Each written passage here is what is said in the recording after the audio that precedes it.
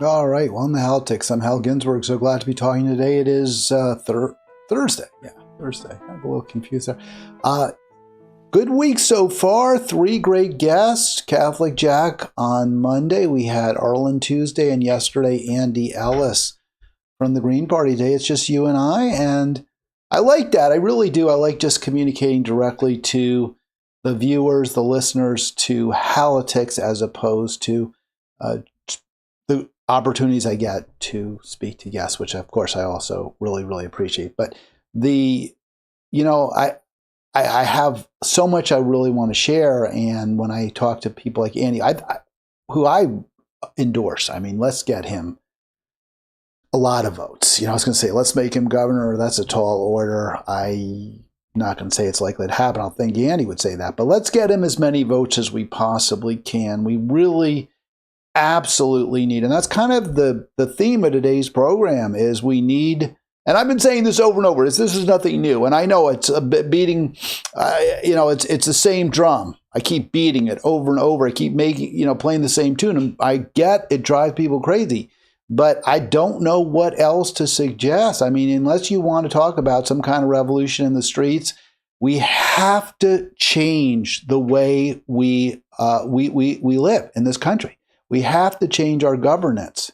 It is simply obscene what both parties do. They are destroying our planet. They are destroying our world. They are taking what is left, the good things, the beauty, what little remains, and they're putting it all together in a giant pile, and they're giving it to the billionaires. That's just not acceptable. It's morally bankrupt. It's intellectually bankrupt, and it's completely unsustainable. So we must do something different. And I find it so disheartening, disappointing that the message just isn't. And I'm not the only one who's saying this. This message just doesn't seem to be getting out. We'll get to a story in the New York Times where they talk to, I think, like 11 Democrats, what they think needs to be done. And it's really striking how the party has completely drained from its rank and file, from its voters, the idea that the party itself, that the politics, government can really be a positive influence in people's lives. There's grasping. The idea from this focus group is, yes, we need the Democrats to fight for us, to fight for working people, to fight for everyday people. But the ideas that might have animated Democratic voters in the past, peace, an end to the Vietnam War, an end to Jim Crow. Those kinds of big concepts, which we certainly need to. It's not like we've, in the words of the totally notorious debunked theory of Francis Fukuyama, ended history. Everything's hunky-dory. That was his theory in the late or early 90s, that we don't really have history. History is conflict. History is fights between groups of people, between kings. And there's no more. We've got peace. We've got this Pax Americana. We've got the EU. So Germany and France and England aren't all killing each other like they were for 1,000 years. That was the idea behind Fukuyama's The End of History. Well, obviously that's absurd. I mean, it was absurd at the time. It's only since then become more ridiculous. So we do need a organization that has power, that has influence, or that can gather power and can make change that will do it in a way that benefits poor Australian working people. But we don't have to. Do we have that? I mean, I say dying party here. This is the thumbnail. And, I just took some headlines. I know I'm going to irritate my, I guess, trans fans, if I have any, probably not too, maybe a few, I don't know. Because I think this decision by Keith Ellison, the Attorney General in Minnesota, just reflects how completely out of touch the Democratic Party is, that its resistance is fighting Trump on something that is extremely popular and that ultimately isn't really bad policy. I mean, the way it's presented is certainly, scapegoating and, social justice attacks, right? But, in the end, should biological males be competing against high school girls? I don't think they should. And the vast majority of Americans agree. In competitive sports, you need to have sex segregation. So it's a bad policy, and it's the one that apparently Democrats are prepared to fight for, not for Medicare for all, which is really popular, not to stop selling arms to Israel, which is popular. I say Medicare, not for guaranteed health care for all, which is really popular, not for ending arms sales to Israel, which is popular, not for having, by the way, a younger, more vibrant Democratic Party. No, they're not for any of that. Because those ideas, those concepts make the billionaire class uncomfortable. You know what doesn't make the billionaire class uncomfortable? You know what makes the billionaire class cackle and rub its hands together gleefully? Is when the Democratic Party champions the less than 1 out of every 100 or so students who identify as trans, who identify as a different sex than they were conceived, and want to compete against girls in sports. That's what the Republican Party loves. And when I first posted that story, I actually questioned, how much is Keith Ellison getting to file this lawsuit?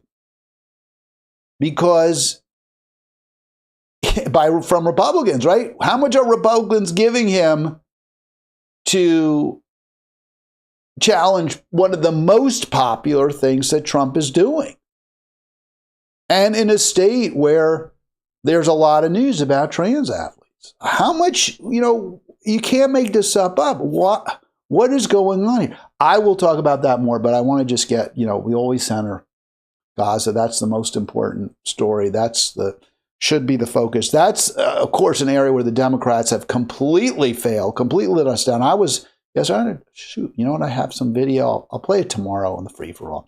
I have some video of my rally. It's not my rally. The rally I attended yesterday. It was actually organized by Taxpayers Against Genocide. The best part of that, I thought, really, I don't know if there was the best speech. I thought it was really, really strong, was by a doctor against genocide. And there were a number of doctors against genocide, and they make such a powerful impression in their robes, standing there describing the utter devastation, the complete contempt for human life that the Israeli military has shown. And now we see death count topping 53,000 in Gaza as Israel continues its genocide. That's from the Turkish service there, Anadolu Ajansi, and you can just see the utter destruction. One thing I said when I was talking to, by the way, shout out to my friends from Code Pink that I spoke to, and allies from JVP, Jewish Voice for Peace, and other groups. Great to see all of you. One of my listeners was there. She told me, some of her posts and stuff, and we had a great conversation. Really enjoyed that. So a shout out to everyone who was out there standing for Palestine. One of the comments I made was to one of the leaders at the taxpayers against genocide. And it wasn't a beautiful day yesterday in the nation's capital. It was a bit overcast. It was a bit humid. It was a little sticky. There was a decent amount of humidity in the air. But it was still pretty darn nice. I mean, it was probably in the, I guess, mid-70s. It wasn't too hot. The air was clear. You walk down Pennsylvania Avenue from, if you know the area, 17th Street Northwest. You walk east from 17th Street along Pennsylvania Avenue, past the executive office building on the right, and to the White House. And that area, since I think it was when I was in law school, they closed it off to cars. When I first started law school, it was in 1987, was my first year of law school, beginning, for a fall term. And that area in front of the White House was open to traffic on Pennsylvania Avenue. There's a lot of cars. It was a busy area of town. And it was not so nice. I mean, you had a lot of traffic and it was closed. The White House is beautiful. It's a beautiful building, but, it was be obscured by the vehicles, trucks, smog. And at some point, I guess it was Clinton. So when I started law school, Reagan was still president. Maybe it was when Reagan was president. I could Google it. I haven't yet done so, but they closed it off to auto traffic. And it's been so nice and so clean and all these people walking and there's a really nice building. So we marched along in the Support for Israel rally, Taxpayers Against Genocide rally. And, excuse me for my nose, it's clogged. It's this darn not humidity, the pollen in the air. It's actually been a little better lately, but we need some rain. And so my nose is a little stuffy. Again, call in if you can, 240-242-5646. Would love to talk to you. Got some great calls yesterday, both. I'll shout you out, Ari and Michael. So I'm saying to my peeps there, as we're walking, or after the rally, actually, no, it's beautiful. It's, you got to smile. I'm thinking about this terrible crime, a crime of the millennium, let's call it. It's up there, right? What else we put as pure evil. I'm not sure anything matches the pure evil of what Israel is doing with the full support, the unwavering commitment of the United States. I don't think anything this millennium approaches that. Now, I'm not fully versed in what's happening in Congo and Sudan, and I understand it's horrific and more dead, many more dead. So if you look just at the number murdered, the number killed, Gaza is not at the top. Moreover, there's an argument, certainly, and it may be true, that I'm, being Eurocentric, being Semitic, whatever. I'm a Jewish.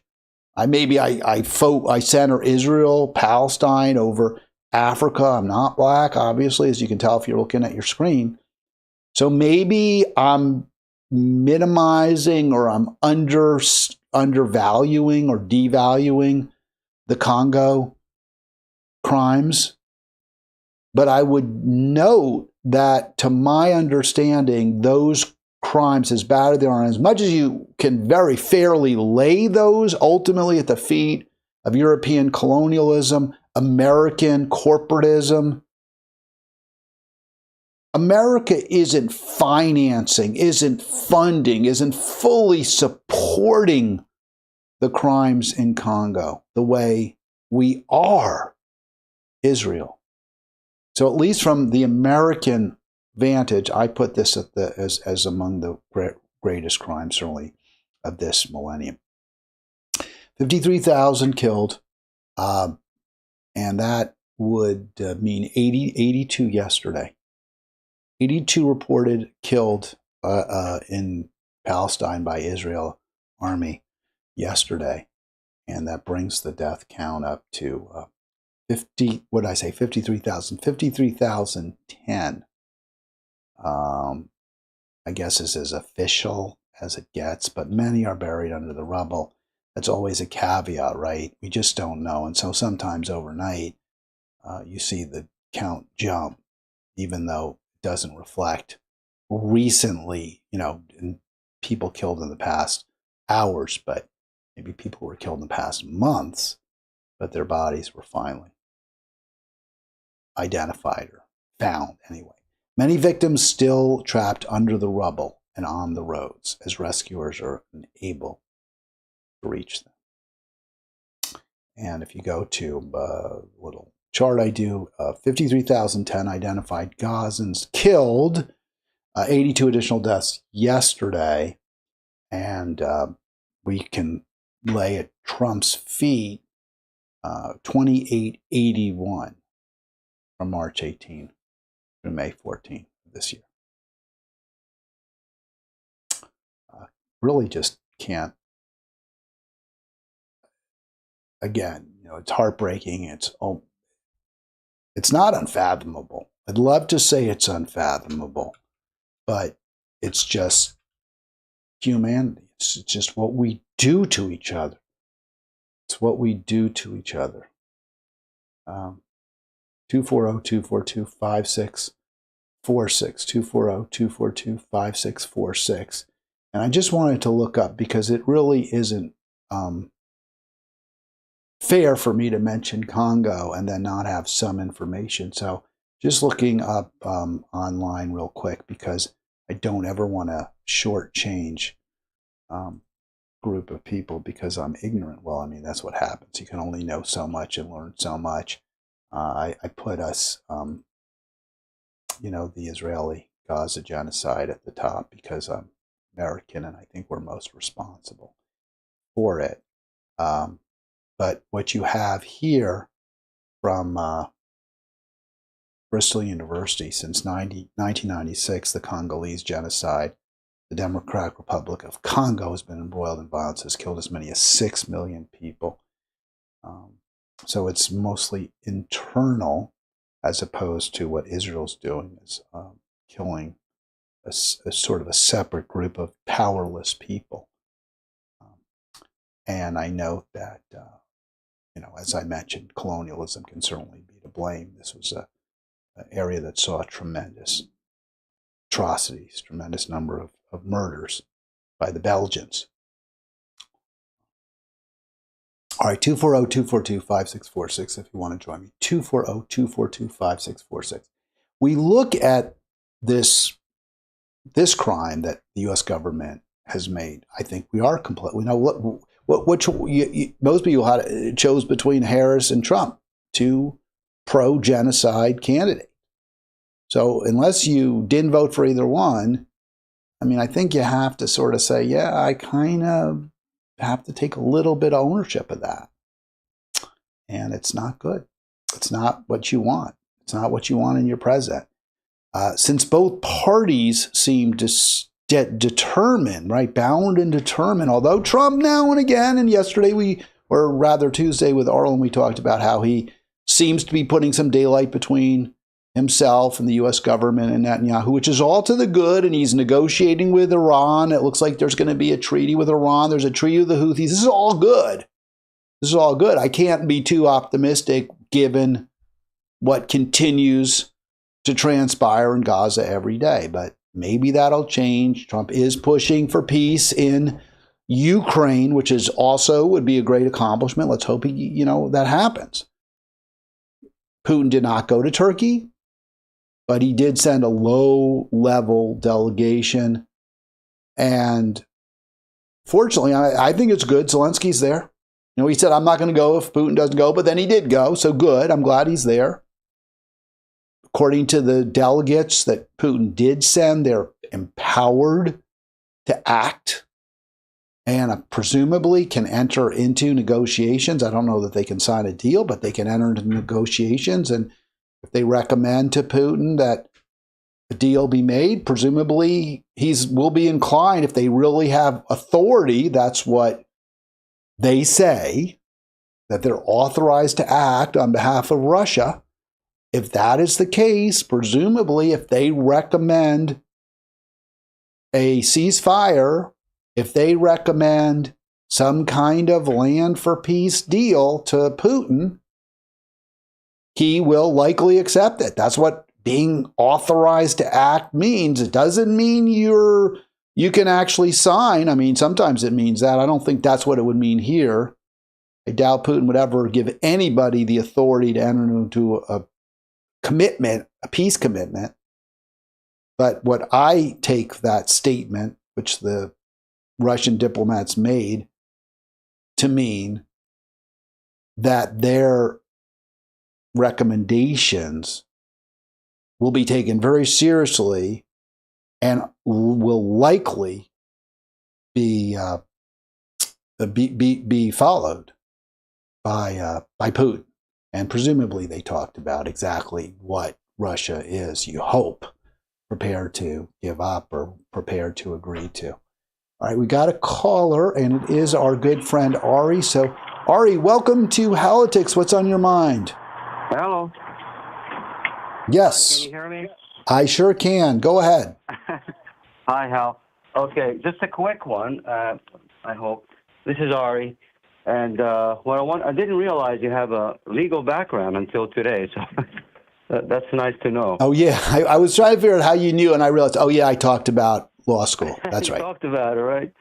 Okay. So I'd like to know your professional opinion on, having someone in charge of a state, let's say, well, let's call it Israel, the state of Israel, and you have somebody who has several criminal charges. I don't know the legal terms, but he's going to face charges, they said, when he's out of the office, Netanyahu. Of course, we can talk about our own leaders or so-called leaders.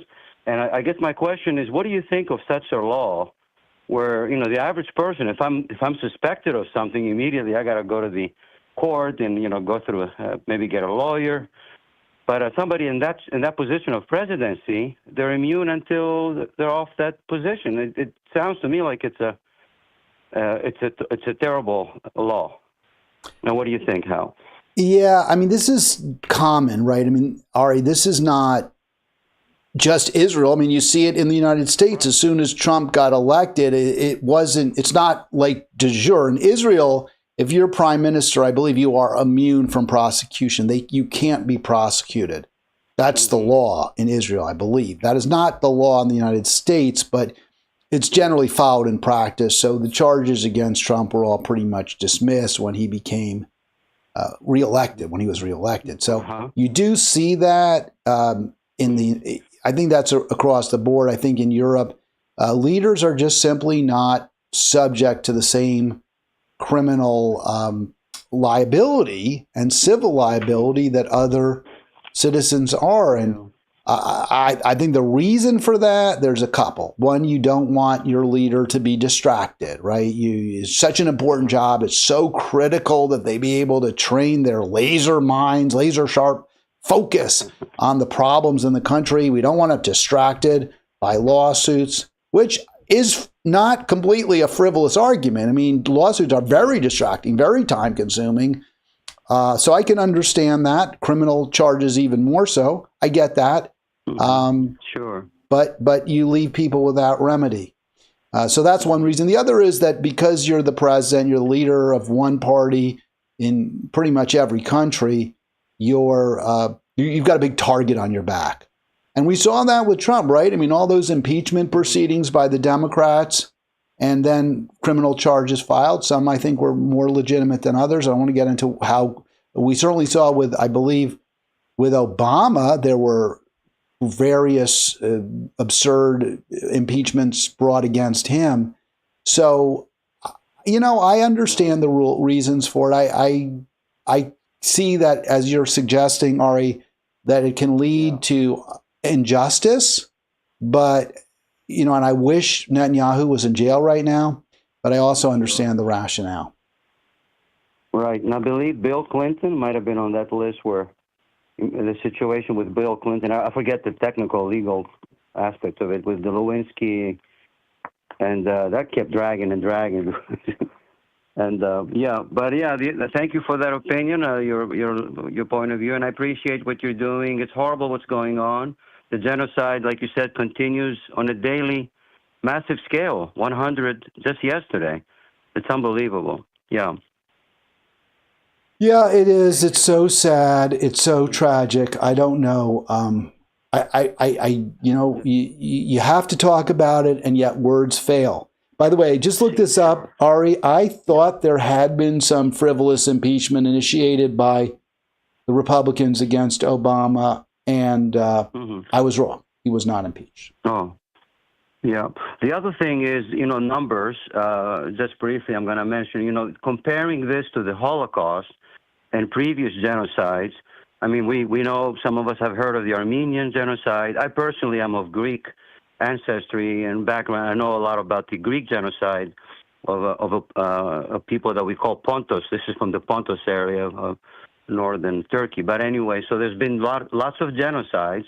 And it's a shame that these different countries that have experienced genocide in their own, whether it's a culture, an ethnic group, or as a state, as a nation, they're being silent. It's like they're all like kind of looking around, like who's gonna do the wise thing here? It's incredible. It's a shame. And I'm gonna go back real quick here to the numbers. The numbers don't justify the horror, because this one, unlike other genocides, has to be highlighted. I think that we're witnessing it. It's on social media. These are real videos. It's like a reality show, except it's real. It's not a reality show. And this is very different, whether it's 50, 80,000, 200,000, comparing it to 1 million or 2 million or 500,000. It's the fact that it's a completely different aspect of it, and it's a horrific aspect that the whole world is watching, and we're all watching helplessly. We're all like... the numbers you can quibble over, Ari, but what you can't quibble over is the just absolute destruction. The absolute razing, they flattened Absolutely. Gaza. And there's an article in the Washington Post that I didn't highlight, but Israel consistently claims that there are tunnels, that there's, we had to destroy this hospital and kill everybody there and, leave people who are injured in the future without any place to go because there was a tunnel underneath. They're tunnels. Buildings, you have tunnels. They're not always some sort of nefarious hidey hole for terrorists, but then they don't even have the evidence. They just lie about it. So they're liars. They're murderers. They're very good, and we support them. Yep. Do you think it's worse? This was a conversation I had yesterday with another ally, another friend of the show, Ari, and I'll let you go. Do you think that people who are members of groups that you can point to and say, you were really treated badly by a majority or by a powerful group like, Jews were during the Holocaust, African Americans in the United States, obviously, and by Europeans throughout the Western Hemisphere? Do you think that people who are members of those groups have some sort of greater obligation to champion the oppressed, the dispossessed? Yes, yes, I do, and I have all the respect for Jewish Voices for Peace, I believe. It's a great group out there. Not to mention Pink, Code Pink, which sees Jewish. There's a lot of American Jews speaking up for this. Max Blumenthal, you probably heard of, and Aaron Matei. There's so many of them, and they're brilliant scholars talking to even people from Israel. Ilan Pappé, you may have heard of Ilan Pappé. I can't think of a few. Well, Norman Finkelstein, of course. I mean, we have these brilliant Jewish voices outside the group called Jewish Voices for Peace. And what is it going to take? And yesterday, this gentleman spoke at the United Nations in front of the Israeli ambassador or whatever that person was from Israel, and spoke very, very strongly about what's going on. I mean, we're hearing the best of speeches and arguments from the top people in the world, United Nations, top scholars and lawyers and experts.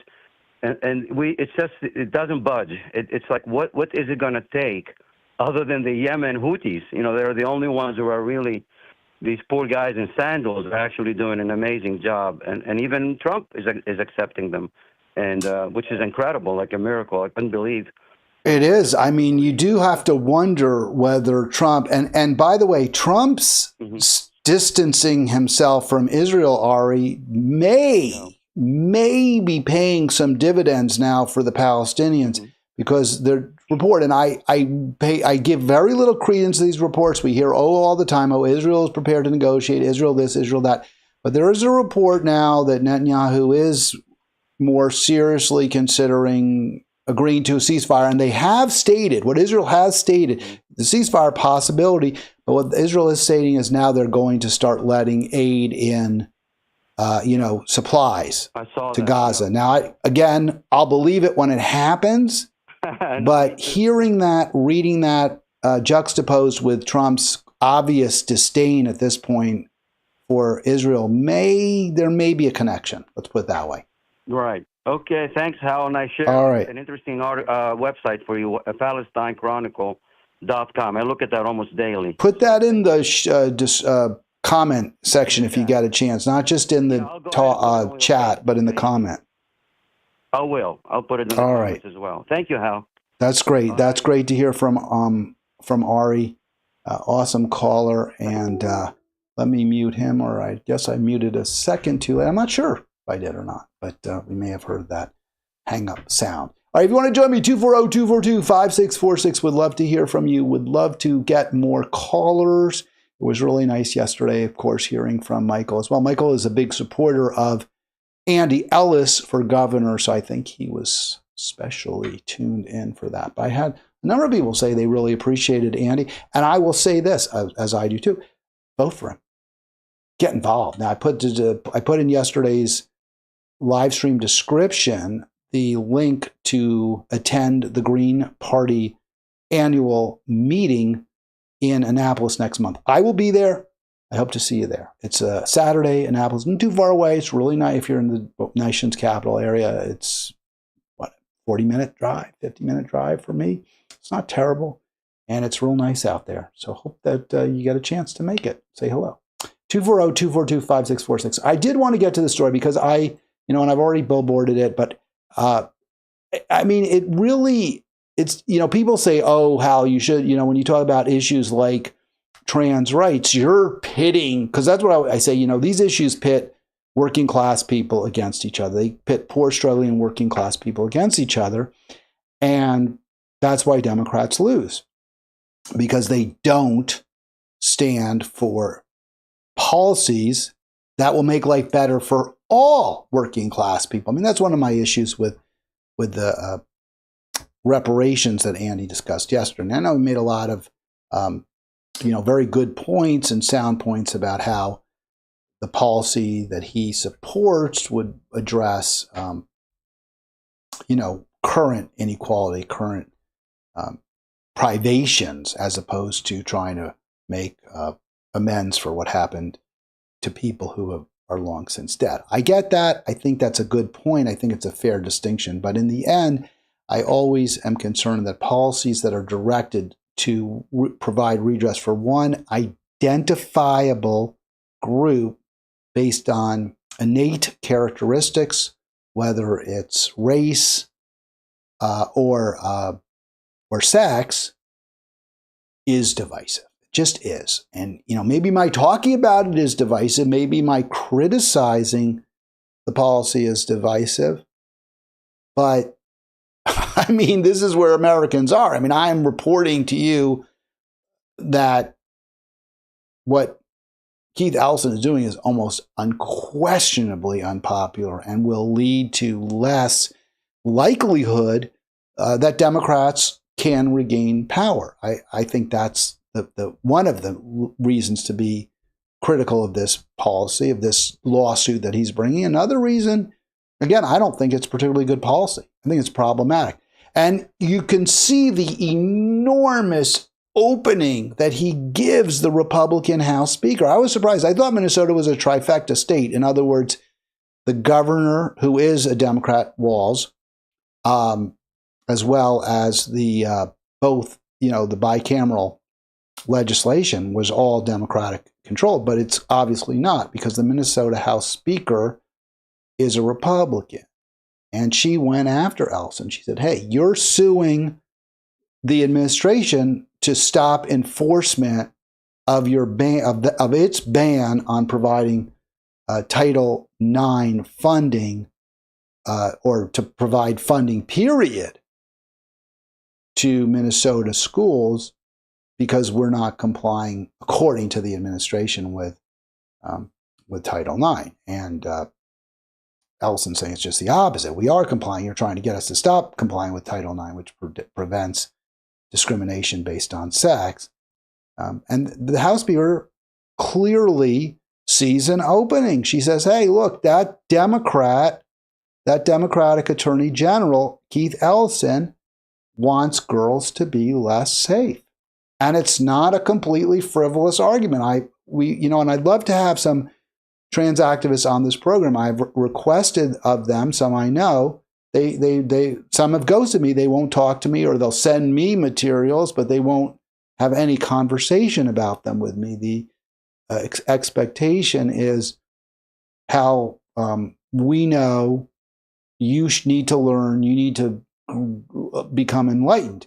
And that attitude, and since you refuse to be, we're not going to talk to you. So that attitude is not designed to win friends and influence people. That attitude is designed to rally your troops, the true believers, into a holy war. And you're losing the holy war, trans activists. You're not persuading people. You're not bringing people on board. You need to be more open to maybe changing, revising what you're asking for. And so again, the House Speaker says, your suit, which is demanding that the federal government continue to fund Minnesota education while we in Minnesota allow trans girls to compete in high school sports against other girls. Not mixed, not co-ed sports. There are co-ed sports. There's co-ed volleyball. That's, of course, anybody, including trans kids, should be able to play co-ed volleyball. And trans kids can always play the sport, play against those who were conceived the same sex as they were. Now, I know there's one more point on this. Sure, there are a few people with what they call DSDs, developmental sex differences. It used to be called disorders of sexual development, but they took out the term disorder, which I think is good. It shouldn't be called a disorder, but it's a difference in sexual development, because I think it's about less than 1 in 1,000 children born aren't just XY or XX, right? XX girl, XY boy.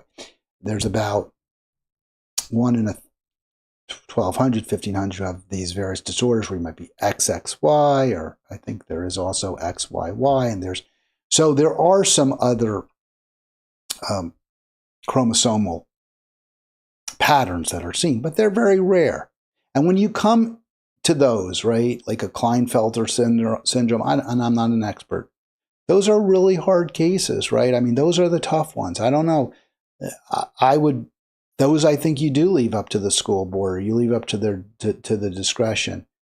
But kids who are identifiably male, who were born, conceived, not assigned a particular sex at birth. There was the Olympic boxer Imani Khalif was assigned female at birth. And so everyone's saying, well, she's not trans. Well, no, she's not trans. She was always thought she was a girl, female, didn't transition from being a male or being thought of as a boy, didn't transition from being a boy to a girl. But apparently, and we don't know this for a fact, but apparently tests have revealed that Ms. Khalif may well have been conceived male, XY. And if that is the case, then despite her appearance, or at least and her appearance is somewhat androgynous, But if she's conceived male and she has testosterone and her arms, her musculature is more similar to a male's than a female's, no, she shouldn't be boxing girls. She shouldn't be boxing women. No. And that does make females less safe, does make girls and women less safe. The House Speaker's comment is fair. This is where Democrats have put themselves in a position where they're championing a lawsuit. They're bringing a lawsuit that fairly can be characterized as putting girls and women in some danger, making them less safe. Now, I don't think you should do that, but sports can put you at risk. You can get hurt. Sports does entail risk. There's no question. So if there's a slight added risk and, there's a lot of benefits and everyone who's playing understands the risk, maybe it would make sense. Maybe it'd be okay. But this isn't not just about risk. It's also about politics. We do live in a democracy after all. People should have real say over policies that, impact on their lives. And the vast majority of Americans agree with Trump on this issue. They agree with Republicans. Let me put this on the screen. This is a New York Times survey conducted this year before Trump took office. They interviewed over 2,000 people. And I don't know, am I offline somehow? It says trying to connect. So there 2,000 plus people were interviewed.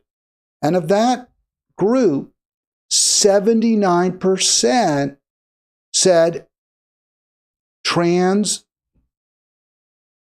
women and girls, in other words, those conceived male, should not be allowed to compete against girls and women in girls and women's sports. That girls and women's sports should be a female-only space. That is what nearly 8 in 10 Americans said. And of that group, 94% were, of Republicans. So the Democrats are a little more split, but even so, more than 2 out of every 3, 67% of all Democrats said no. This is one place, this is one space that should be female only. And I don't know what's the argument to the other side? Well, trans girls and women, they're women, right? I've heard that. Okay, you want to say you're a woman, you can say you're a woman. I'm not going to argue that point. At least so far as gender, I'm not inside of your head. I don't know. I know people, and I've made the point. I don't know. What does it feel like to be a woman? What does it feel like to be a man? I'm a man. I know I'm a man. I think of myself as a man, but I don't know that that's feeling. If I was a female, I would feel like, okay, I'm a woman. I don't know. I can't get into other people's heads, but I don't judge them. If that's how you are, who you are, okay, be who you are, be yourself. That's fine. But the question turns when if you were conceived male, are demanding to be allowed into what I think we as a society agree should be female-only spaces. And by the way, a lot of transgender people would agree they should be at least women and girl-only spaces. They just say, well, I'm a woman, I'm a girl, so I get to go in that space. That's my space. But my response would be, they're for females. They're for those who physiologically are female. And yes, there are some very tough cases. There's a few cases in the margins. And I understand even mosaicism, right? We all may have some parts of our body, some genes you could identify that aren't strictly XY if you're a male or strictly XX if you're a female. I understand all that. Nevertheless, it's basically binary. Pretty much everyone is either XX or XY. Pretty much everyone is either, with some exceptions, male or female. And I think that's what, if you're a trans child, if you're a trans person, you have to say, okay, if I want to compete in sports, then I don't physiologically transition until my sporting career is over. If I want to become, if I am a woman, but I was born in a man's body, and I also want to compete, like I'm Aaliyah, like Thomas, the swimmer at Penn, then I can compete, but I have to compete in the sex I was conceived. Or, I guess if you're conceived female, you can compete. I think everyone's allowed, right? Mostly male sports are not male-only spaces. The locker room should be a male-only space, but not the team itself. So you have some girls who play high school baseball, for example. I had a babysitter who told me she had played high school football. She was a field goal kicker. I remember her. She was a woman for sure. I mean, she was a young woman. She was a babysitter, so maybe she was in her early 20s. She was a college student at that point. But she was big and strong and stocky. I remember very well. And she said, I kicked field goals on the high school football team. And I was like, cool, right? No problem. Nobody thinks you had an unfair advantage. If anything, you were competing uphill. It's very, very rare that a girl could be good enough post-adolescence, strong enough to compete against males. Fine. But if you start taking hormones, if you start taking testosterone, then we say, no, you can't do that. That is not a level playing field. I don't get why this is such a problematic issue for some people. I don't get why this is so hard for people to just say, okay, you're trans, you just don't compete against. If you're a trans girl, born male, conceived male, you don't get to compete against girls. I don't know why that's so hard, but it is. I know it is. It gets people really riled up. People wanted to lynch J.K. Rowling, right? For that, because she took that position. I don't get that. I've been canceled because of that. But okay. Then it becomes political. And the fact of the matter is, for all the anger, for all the vitriol that you hear from some, and I bet it's not even that many, but from some trans rights activists, for all their vitriol, they haven't convinced the American public. They haven't even come close. So Democrats are shooting themselves, making a terrible decision politically. And I think they're wrong, as a matter of policy. But it's a terrible part. This party makes every mistake in the book. And I just want to talk just a little bit why this seems especially tone deaf in Minnesota. So you have this this girl, Marissa Rothenberger, who is a very successful, effective softball player. She's a pitcher. And turns out, no one's disputing that she is trans. She transitioned before puberty. So her advantage isn't going to be as great as it would be if she transitioned after puberty. But still, she's big. She's about I understand, at least reported to be 6 feet tall.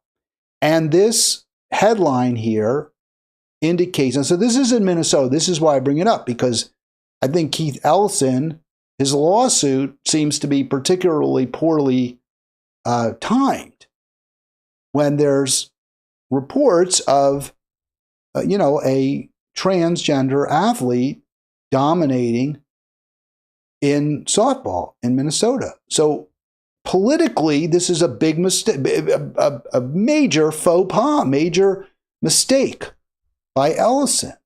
Now, I think that headline, to be honest with you, it's a little bit unfair. I watched the video. I'm going to play it for you. I don't think she's exactly dominating. She's winning. I don't think she's dominating. And I don't think that should even be the issue. It is an issue. Obviously we don't want to see girls in women's sports taken over by trans athletes. Now, some would say, yes, we do. Well, I think you don't, because then every little girl who is not trans, every biological little girl conceived female is going to be like, I can't win. I'll never win. I've got to go up against trans athletes. I can't be the top of my game. The top of my game isn't good enough. So you don't want that, I think. I think most of us recognize that wouldn't be right. But even if you're just good, even if you just have a few trans athletes who are good, they're still taking places from girls. They're still taking places from women. So you know what? I say to Marissa Rothenberger, hey, when you're 9 years old, you love sports, right? I guess at that point, when she's a boy, you're going to have to make a decision. You want to transition, you can transition, I guess, although I don't think little children should. If it involves physiological changing, I don't agree with that. But if you want to play sports, you can dress like a girl. We can change your name to Marissa if that's the name you like. But physiologically, you don't change if you want to play sports. And when you do, you have to compete against boys. I don't know why that's so problematic. Here she is. She's not dominating, but she's good. She's clearly better than a lot of the other girls. But I watched this video, and I'm playing this too because when I talked about this issue with Mike Hirsch over a year ago, and I'm really hurt. Hirsch and I have parted ways, and he doesn't, want to, I guess, be connecting with me, and I've handled certain things with him poorly. I get it. But I think it's unfortunate because it hurts the show, and I'm personally hurt. But he made the point. He said, hey, a lot of those trans athletes ain't that great. They're not winning all these. Some are, but not all of them. So it's true. It really is true to just say, oh, they have this an insurmountable advantage over every girl. Not true. But they are taking places from biological girls. And I don't think that's the point of having female-only spaces.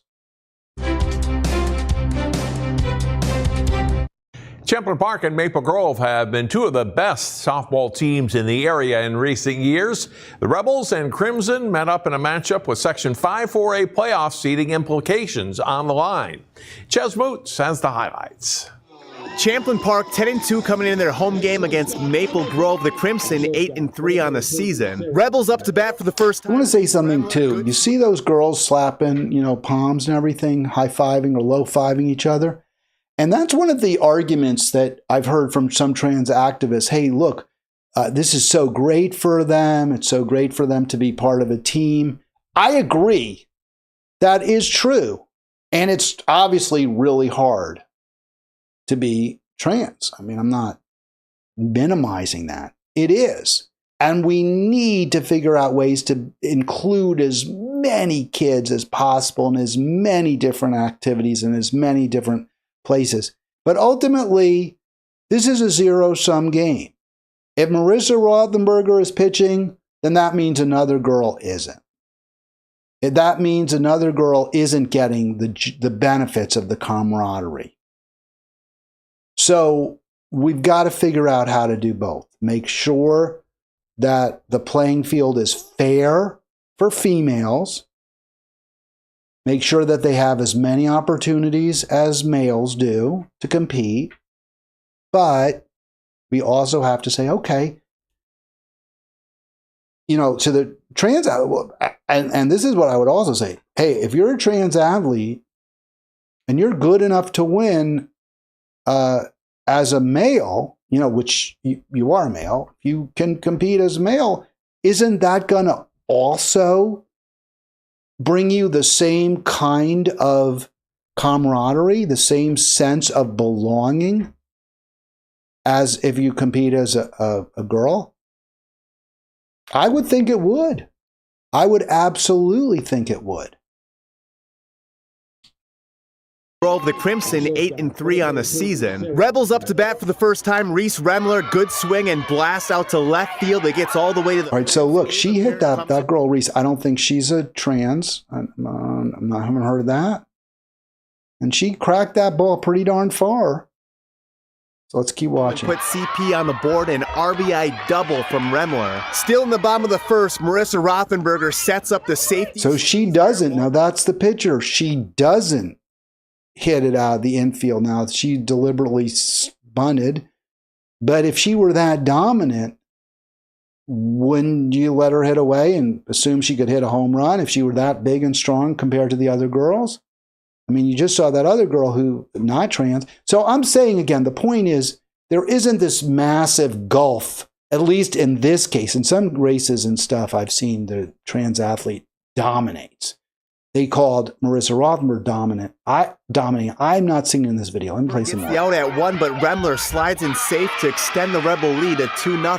Rothenberger was in the circle for Champlin Park as well in the second. She gets one of her 7 strikeouts of the game to keep the score at 2-0. So 7's a lot of strikeouts. She's good. And again, I don't think she should be competing against girls. I think she should have an opportunity to compete on the baseball team. I truly do. But to say she's dominating, that they can't hit her. She's lost the game this year. She's given up hits. She's given up runs. She's a very good high school girls softball pitcher. And my beef here isn't that she's too good, that she's dominating. My beef is that she's taking the place of a girl, of a female. And that means there are fewer opportunities for female. Down defensively after that first inning. Ruby Goette, nice diving catch at second. It was still 2-0 in the 5th. Crimson with a runner in scoring position, but Rothenberger gets Lexi Haug to ground out. No runs scored by either team after the Rebels scored in the 1st. Last chance for the Crimson in the 7th. Ava Eiley, hard hit grounder that gets to the outfield. So you can see that was off of Rothenberger, and she hit that ball pretty darn hard. So it's not like, you know, it's a major leaguer going up against high schoolers. It's not the same. I want to be real clear. We're not talking about that level, that gulf. But you're still seeing a trans athlete who's able to win, who's able to take the space to presumably perhaps get a scholarship if depending on the laws, that otherwise would go to a female. And I don't think that's okay. I don't agree with that. That's my position. I think, and it's not just mine, it's the overwhelming view of the American public. And there's issues of safety as well. So there's a variety of different factors involved. I get the other argument. I don't agree with it. If you read the U.S. code on this title, I think it's called Title 9. I just thought I'd put it up real quick for you. It says that, and this is what Trump is saying, although, he doesn't say it very clearly, he doesn't say it very articulately, but I think his point is maybe that under Title 9, no person in the U.S. shall, on the basis of sex, be excluded from participation in any education program or activity. Well, obviously, high school sports is an education activity. No question about that. He's saying, hey, because Rothenberg is playing, because trans girls are competing, they're excluding biological girls. So the trans girl is sexually male, and she is excluding females. And I don't think that's an unreasonable view. It seems correct. It seems like what Congress meant. And the argument that the trans girl can't compete or is excluded is false, because she can compete against boys, males. If you said, well, so could the bio girl who's excluded, well, she can't make the girls' team. She sure as heck ain't going to make the boys. So Democrats just taking a position that I think is policy-wise wrong. I spent a lot of time explaining that because I know how controversial it is, not among most Americans, but among a small group of progressives. I spent a lot of time taking that, to explain that. So they take an unpopular position that is guaranteed to hurt them politically, while at the same time, they don't take a popular position that will almost certainly help them politically. So here you see, and I go back to the 24 election, but there it goes together. Harris isn't pushing Medicare for all. And progressives say, oh, it's fine. We don't care. Go ahead. Don't push this critically important policy that will make you more popular, that would lead to more Democrats getting elected. Oh, we don't want, do whatever you think is right. And the piece quotes some so-called progressives for the proposition, well, it's a controversial problem, it's a controversial issue, it might hurt her at the polls if she was too outspoken in support of some kind of universal program. Well, that's just a load of crap. It's just not true. But here's what, well, before we get to that, let me just show you what Politico writes, because Politico really wants to justify opposing Medicare for all, right? Politico doesn't support Medicare for all. So Politico is founded by a billionaire family, the Albritton family. They're elite. They're corporatists. They get money, they get advertising from corporations, from centrist groups, and that they reflect the concerns of the wealthy in America. So according to Politico, the reluctance of Harris to embrace Medicare for all and the willingness of Democratic activists, progressive activists, to cover for her is sensible, because look, polls have found the public is divided. Making Medicare for all a centerpiece of the Harris campaign, Democrats fear, could help Trump. They also believe it unlikely even a Democratic Congress would be able to pass it during Harris' presidency. Well, you force their hand, obviously. That's the point, and that's what you speak on. But they do say, and I always appreciate that, they say, hey, polls say the American public is divided. So I clicked the link. Well, what is the specific poll that the good people at Politico say shows that the American public is divided? So I went to this click. Here it is. And what is it? Lo and behold, majority of U.S. still say government should ensure health care. So that divided public agrees by a majority that government should ensure health care. And that still is really important. The reason why that still is important, because despite all the negative attention the media showers on Medicare for all, despite all the claims, the bogus claims that it's going to cost us billions and billions of dollars and you're going to see a giant increase in your taxes, despite it's going to make us less competitive, we'll lose innovation in our drug development. Despite you hear that over and over, and ads like that play nonstop anytime anybody is running on a Medicare for all or guaranteed health care platform.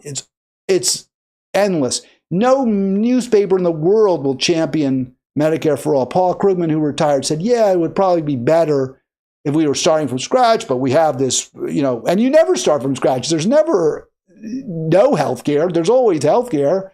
But he's like, oh, well, I guess if we were starting from scratch, and that's what Obama said too. Yeah, if we were going to create a system from the beginning, we'd be better off with Medicare for all, but we're not. So we just have to make do with what we have now and try to tweak it a little bit, guarantee more money, more billions for the healthcare executives, right? And that's where that's so well. Americans are so happy with our healthcare that I think about 40% support Luigi Mangione for killing a CEO of a healthcare company. That's how well the system is working for everybody. But Gallup, in its poll, says a majority still say government should insure, despite the fact that we've been constantly propagandized that it's a bad thing. And, and it's used as that's cited as an example for why Harris is right to be reluctant. Now, if you delve into the poll a little bit, which I did, of course, you can see why Politico has a plausible claim that the American public is divided. Because the American public, by a majority, agrees that we need insured health care for everyone. Everyone should have insurance, according to this poll.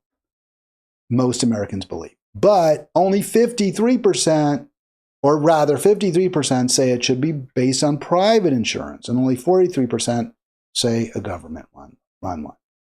So, like some countries, and I know there are many countries, Japan apparently has lots of little, I think they're nonprofit insurance companies.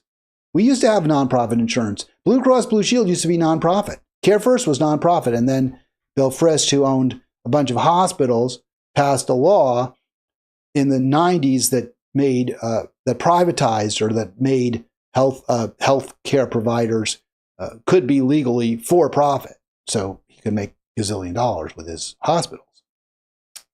So what this story says is a lot of Americans say, man, maybe we don't have single payer, or maybe we have single payer, government insures everyone, government's a backstop, but we could also have insurance as well, private insurance.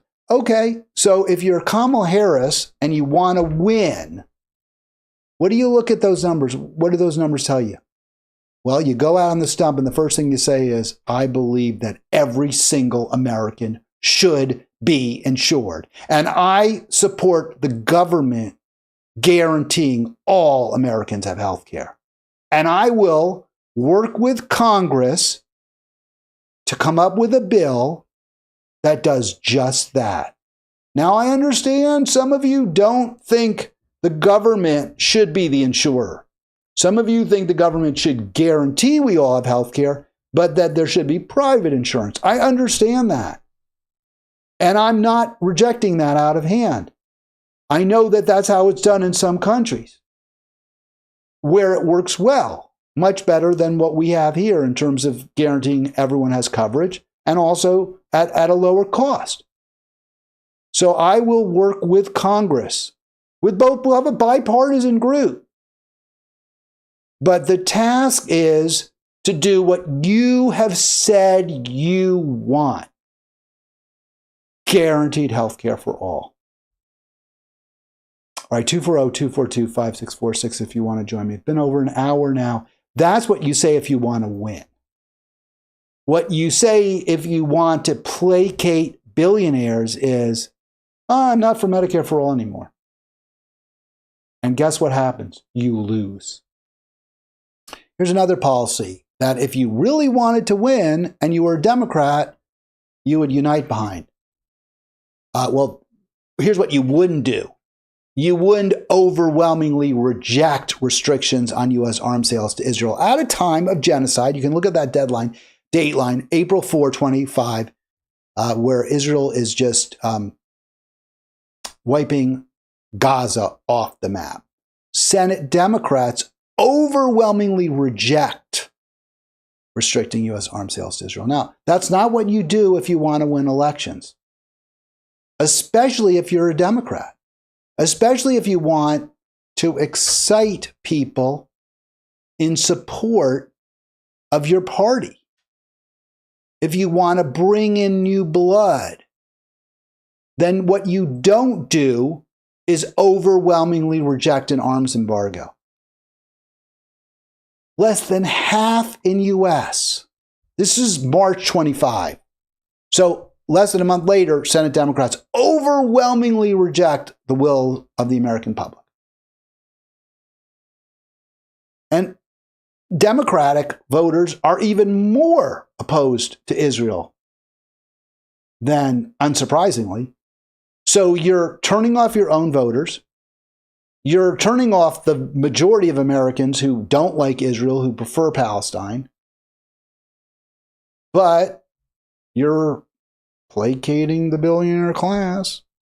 You're making sure that golden parachute is very likely to open for you when you leave D.C. Isn't it time that we find a different option, a better option, a different party? How much longer will we let this group of corrupt, and I say corrupt because, yeah, they get money from the healthcare companies. They get money from the weapons manufacturers. And then they pursue the policies that that group wants. How much longer are we going to be captive to them and not demand better by embracing Andy Ellis and the Green Party, by not embracing Jill Stein, Butch Ware and the Green Party, by not finding alternative candidates? That's the only way, folks, things are going to get better. The Democratic Party will never change unless its only option is to change. Otherwise, it will disappear completely. And it may well. You know, I call it a dying party. I think it is dying. It's certainly literally dying when you look at the age of the, of its leadership, and rank and file too in Congress. So I just will put this up. This is from Corey Robin. He's a commentator, a pundit, professor I really like, I admire. He talks about the decline, Biden, see, dying party, Joe Biden in his 80s, clearly dementia victim, clearly physically declining. And the Democratic Party rallies behind. The media, Jake Tapper and CNN, attacks anyone who criticizes Biden's condition, suggests that the condition, shouldn't really say criticize, suggests that the condition renders him, unfit for office. Jake Tapper attacking them and now writing a book saying, we were misled. We didn't know. I thought everything was just fine. Everyone knew he was, past his prime and not capable of serving as president cognitively. But, it's easier to just blame Biden and his inner circle, right?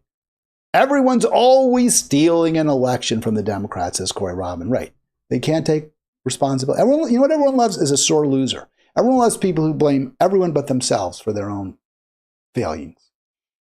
In 2016, it was the Russians. In 2024, it was Biden himself. The whole discourse is like the ne plus ultra. In other words, it's the end of the line. There's nothing more for a party that loses and yet can always find someone else to blame, including the leader they put into power and then nominated again. And then, Robin saying, all right, yeah, we get it. You're finally acknowledging, you're saying, hey, he was too old. He was cognitively impaired. So that's why he lost. And Robin's like, yeah, that's probably partly true, right? It's not complete nonsense, but it's your fault. You put him there. And then you didn't demand a contested primary.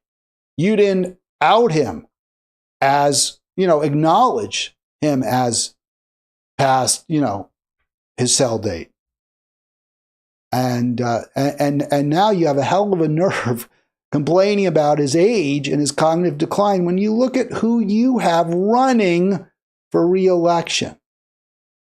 So just a few of the septuagenarians and octogenarians. And I say a few because Nancy Pelosi isn't even on this list because she hasn't said flat out, I'm running again. And she's 86, I think, also, like Maxine Waters. But I'm pretty sure she's going to run again. It's a dying party. It's time to move on. It's time to find something better. Or we'll die too. All right, that's going to do it for today's Halitics. Thanks, Ari, for calling in. It's always great to hear from you. And I hope folks will join me tomorrow for the free-for-all, where I'll definitely talk. I hope I can remember this because I'm saying I'm going to do it. But the plan is to discuss tomorrow's rally on Capitol. Or tomorrow, the plan tomorrow is to discuss yesterday's rally outside the White House.